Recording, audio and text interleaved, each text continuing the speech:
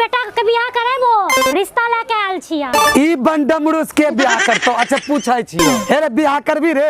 हां हमरा बियाह करे कभी मन नहीं छे पापा। बियाह करे के मन नहीं छे, चौक पर जाय छे छौरी मौगी के आंख मारै छे मन लगै छे। अच्छा हम तो इतना कहिए रहल छो ऐसा लड़की ढूंढो जे काहे के गोबर उबर उठाए ले, माय बाबू तनी मनी सेवा कर दे और तनी मनी हमरो सेवा कर दे।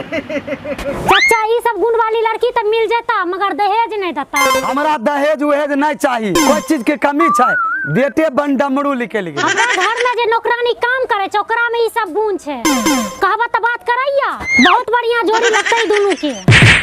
बोलेगे नौकरानी से बियाह करबे? नौकरानी से बियाह इतना हमर बेटा गेल गुजरल नहीं छे। हम नौकरानी से बियाह करे में लगे छो। पप्पा लाबत सिंदूर एकरे सिंदूर डाल दे छे। नौकरानी से ना बियाह करता त राजकुमारी से बियाह कर।